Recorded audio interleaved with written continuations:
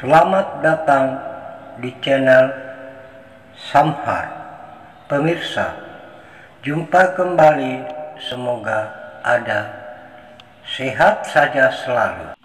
Ini ada televisi LCD 32 inci merek LG. Kita sudah lihat lampu indikator menyala. Sentuh program lampu berkedip. Kita sentuh volume berkedip, itu menandakan bahwa televisi dalam situasi terbuka atau sudah beroperasi. Sekarang kita mencoba membuka kabinet untuk mengetahui di mana letak kerusakan, karena televisi LCD ini panel LCD-nya dan backlight tidak menyala serta suara tidak keluar. Pemirsa, permasalahan televisi ini kita sudah lihat bahwa memang benar adanya. Sekarang televisi sudah terbuka, tanpa terlihat mainboard dan PSU atau power supply unit. Sekarang kita melepas soket pada power supply unit untuk kita memeriksa dan meneliti di mana letak kerusakan, dan kita mesti berawal pada PSU televisi tersebut. Televisi tersebut itu model 32 CS 410 TB. Nampak kita lihat PSU, kita dudukkan kembali dan memasang soket yang menuju kepada mainboard, dan kita akan mencoba memeriksa tegangan kerja daripada televisi ini. Sekarang kita memasang penjepit ground supaya tidak terjadi kerepotan untuk memperlihatkan tegangan-tegangan kepada pemirsa, tegangan kerja. Ampermeter kita sudah dudukkan dan televisi kita on-kan dan mencoba mengukur. Nampak tegangan 0,09 milivolt, dan kedua tegangan 3,5 volt. Kita nyatakan situasi normal, dan tegangan yang menuju kepada buffer untuk membangkitkan backlight 22,9 milivolt itu dalam situasi standby.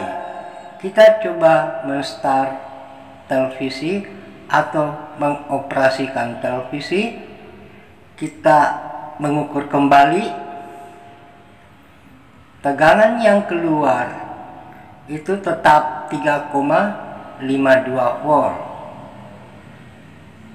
Kita anggap normal, dan tegangan yang kedua itu tetap pada posisi semula 0,08 milivolt, dan begitu pula tegangan ketiga kita mengukur hanya mengeluarkan 22,5 milivolt. Tegangan tersebut sebenarnya itu kita anggap 0 dalam rangkaian kerja power supply.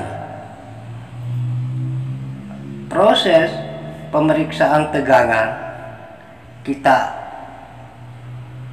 melewati atau sudah selesai, dan kita akan mencoba membalikkan daripada PSU untuk melihat rangkaian tingkat keterhubungan menuju ke tegangan yang tadi kita curigai, dengan kata lain tidak bekerja, karena tegangan yang hadir itu sangat rendah sekali dengan ukuran milivolt. Boleh dikatakan itu hanya tegangan pungut, artinya tegangan yang keluar dari komponen-komponen lain. Sekarang kita menuju ke MOSFET. MOSFET di gate-nya keluar tegangan 4,98. Sedangkan MOSFET berikutnya yang kedua, inilah MOSFET yang mengeluarkan 3,5 volt 4,71 volt. Jadi MOSFET yang menuju ke trafo yang terkait dengan tegangan yang jatuh tadi itu tidak bekerja sama sekali. Olehnya itu kita lihat MOSFET ini, kita coba melepas untuk melihat apa memang benar MOSFET ini penyebab atau MOSFET ini rusak, sampai trafo yang terkait dengan tegangan yang jatuh tadi, artinya tegangan 0, kita katakan tegangan 0 karena itu sangat minim sekali. Sekarang kita uji dengan ampermeter analog dengan memperhatikan pergerakan jarum ampermeter, di mana gain dan short kita coba mengukur pin kaki. Nampak kita lihat di ampermeter dia bergerak. Sekarang kita coba lagi, coba kita lihat pemirsa, jarum ampermeter analog itu bergerak. Nah, padahal sebenarnya kalau pengukuran daripada MOSFET atau IGBT itu hanya satu sisi pin saja yang bergerak. Kalau kita bolak-balik tidak bergerak atau ukuran tak terhingga. Jadi MOSFET itu kita katakan bocor alias panjaran mundur terbuka. Nah, inilah kemungkinan penyebab sampai trafo tidak mendapat tegangan daripada primer, sehingga tidak dapat menginduksi tegangan ke sekunder. Kita mencoba mengambil suatu MOSFET yang baru dengan tipe yang sama, dan kita akan mengukur pergerakan pada jarum ampermeter analog. Itu kita lihat di jarum itu tidak ada pergerakan. Kita balik, dia bergerak. Dia bergerak. Ya, itu antara gain dan short itu yang bermasalah. Sekarang MOSFET-nya atau IGBT sudah kita periksa dengan kode TK7P60V. Untuk sekedar tahu bahwa IGBT ini mampu dilewati oleh menghadapi tegangan 600 volt dengan dilewati arus 7 ampere maksimal. IGBT ini termasuk jenis negatif channel, karena IGBT terbagi dua, ada positif channel, ada negatif channel. Jadi ini masuk tipe N channel. Lanjut, sebenarnya untuk televisi yang sudah lama terpakai Karena televisi ini diproduksi tahun 2012, jadi setiap pekerjaan yang kita menghadapi keterkaitan elko, elemen kondensator, itu perlu kita mengganti. Baik tidaknya suatu elko itu perlu kita ganti karena faktor umur. Kalau diperkirakannya sudah di bawah 10 tahun, hampir 10 tahun. Jadi kita lepas saja elko-elkonya yang terkait ke tegangan tersebut yang telah kita periksa. Jadi ada 3 buah elko yang terhubung. Kita mencoba melepas, dan perlu kita ketahui pemirsa bahwa tegangan pada posisi di mana elko kita lepas itu tegangan sebenarnya yang keluar yang normal itu 12 volt. Begitu pula yang tegangan yang satu yang jatuh itu 24 volt. Coba kita lihat pemirsa, kita periksa elko-elkonya, memang sudah kapasitansinya sudah turun, sudah tidak memenuhi syarat untuk terpakai. Karena untuk lebih baiknya suatu pekerjaan dengan jangka yang panjang, sebaiknya semua elko itu diganti. Dan memang terbukti berdasarkan suatu pengukuran ampermeter analog itu terlihat benar bahwa kapasitansinya sudah turun.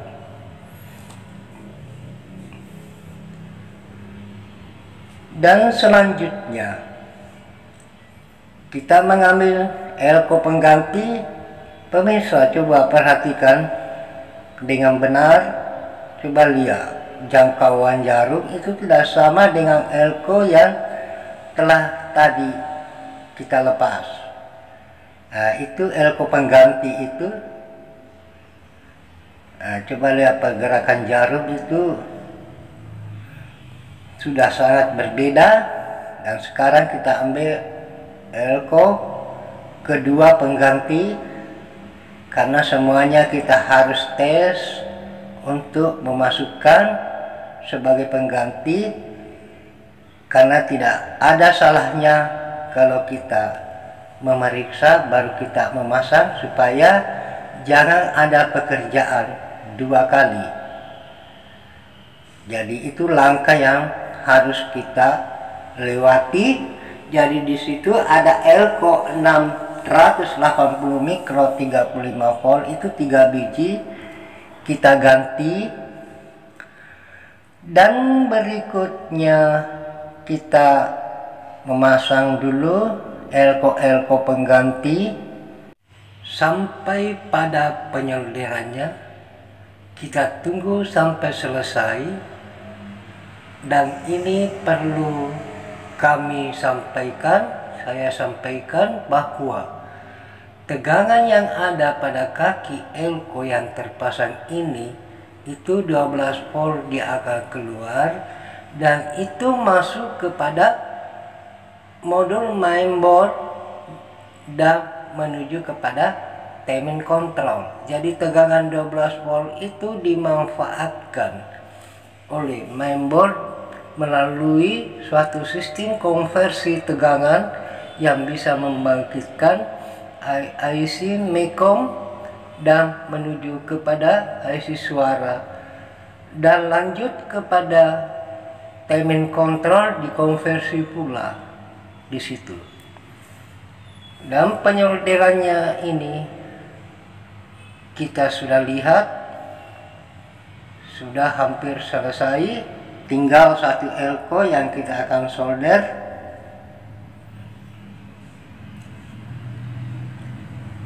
Jadi nampak sudah pekerjaan pemasangan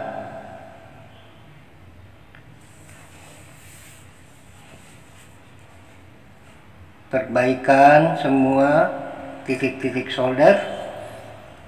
Kita akan menyingkirkan 3 elko yang dikategorikan rusak karena kapasitansinya sudah berkurang.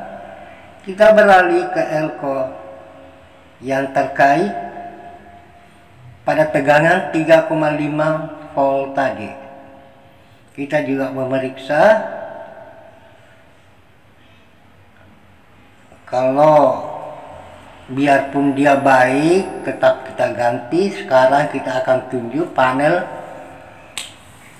avometer analog. Tuh, dia hanya sampai pergerakan jarum yang telah ditunjuk. Inilah elko pengganti. Kita akan membandingkan dan kita lihat pergerakan jarum analog ya sudah di atas sedikit, berarti elko yang kita buka kapasitansinya sudah mulai turun. Ini nampak perbandingan dengan elko pengganti, jangkauannya ya cukup jauh dan berbeda. Jadi nilai daripada elko itu 1000 mikro 10 volt. Ini terkait pada tegangan 3,5 volt yang telah terukur tadi. Kita pasang elko pengganti. Ya, jadi karena itu yang kita memeriksa tegangan-tegangan tadi itu terkait dengan elko, jadi kita melakukan penggantian elko juga. Karena memang prinsip dalam pekerjaan elektronik, dikala kita menghadapi elko di mana barang yang sudah berumur, sebaiknya itu elko diganti saja.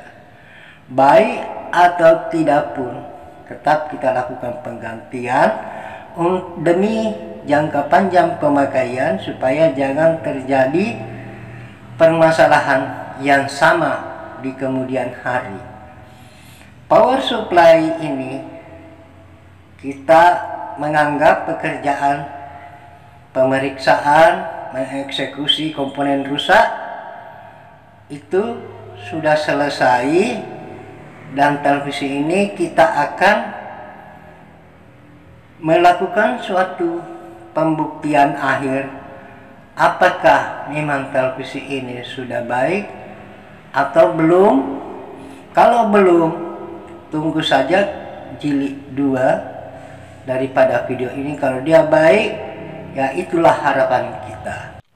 Perlu saya sampaikan bahwa tayangan ini bisa dijadikan referensi ke depan dalam memperbaiki barang elektronik, khususnya televisi LCD. Dan jangan lupa memberikan subscribe, komen, like di bawah kolom video ini.